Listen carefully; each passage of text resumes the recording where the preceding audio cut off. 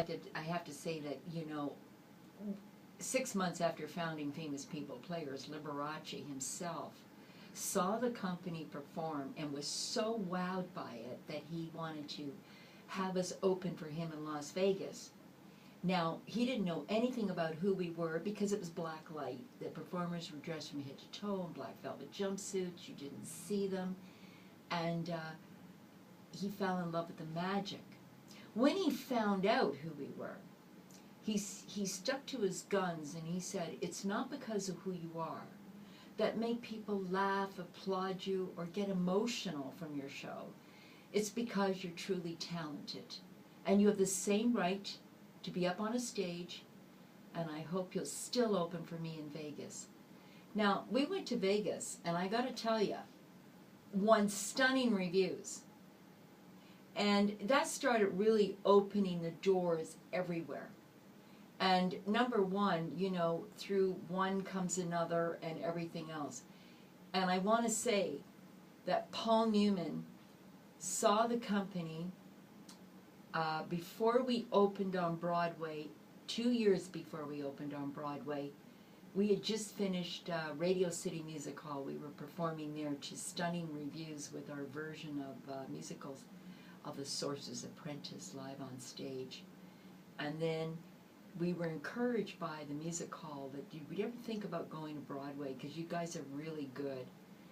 And so we did a trial. We went to the Beacon Theater on Broadway just for one night to see if New Yorkers would kind of dig this kind of thing. And Mr. Newman came.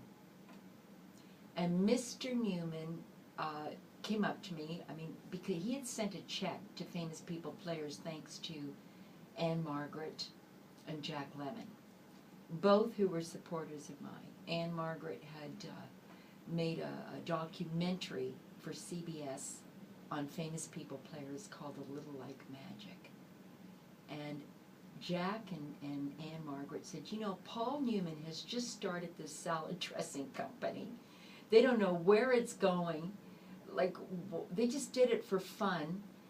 And now they've got all this money and they got to give it away. So we think you guys would be a great group to give it to. So the next thing you know, Jack and Anne had written to Paul and contacted him, and I got a check for, I think it was $20,000. A lot of money back then. And I flipped, and I remember I called, and I got A.E. Hotchner, who was his partner. He wrote Papa Hemingway. He's a screenplay writer out of Hollywood.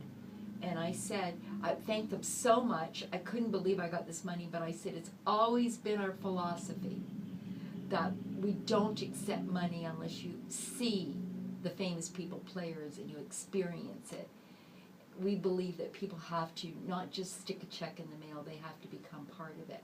He was kind of stunned by that bold approach. Remember, I was a young kid back then. I mean, who the heck knows? And I said, I would love for you and Mr. Newman to come and see us at the Beacon Theater. And sure enough, they came.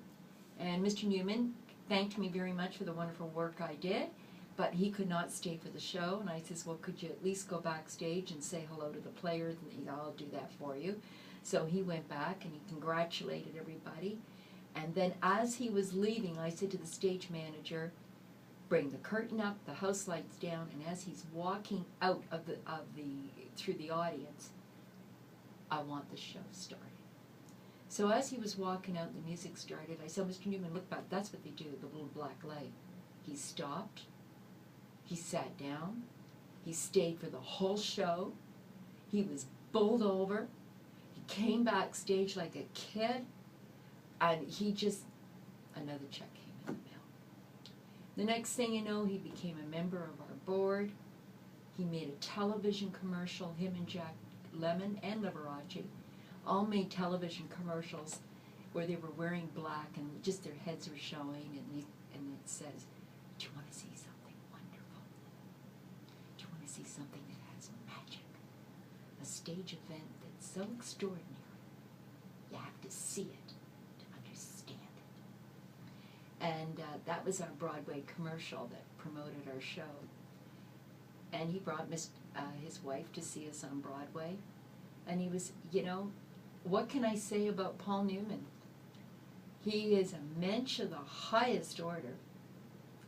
He was extremely grassroots. I remember his business partner was telling me that in Connecticut, on their property, they have a big barn. And that's where they throw their parties, is in the barn. And there is, in the barn, the two Oscars. Joanne's, All About Eve, and Paul Newman's Oscar there. But in between those Oscar is a picture of famous people.